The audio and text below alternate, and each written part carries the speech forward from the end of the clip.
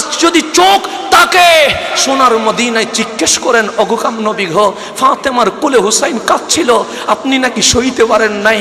মসজিদে নববীতে হুসাইন পিটে উঠেছিল বিদায়, হুসাইন পড়ে গেলে আপনি ব্যথা পান বিদায় সিজদা লম্বা করে দিয়েছেন। হাদিস বলছে আপনি সোনার মদিনায় নয়, আপনি কারবালায় চলে গেছেন।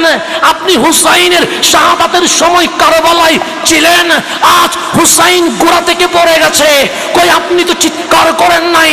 আজ হুসাইনের রক্ত কারবালার জমিন লাল হয়ে গেছে, কই আপনি তো চিৎকার করেন নাই। কামলিওয়ালারে জিজ্ঞেস করেন, নবী গো ধৈর্য ধরলেন কেমনে?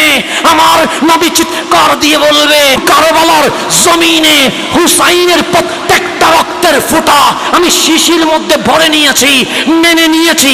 কেন? হুসাইনের রক্তের বদলায় আমার উম্মতকে কাল হাসরের ময়দানে জান্নাতের সুপারিশ করা হবে।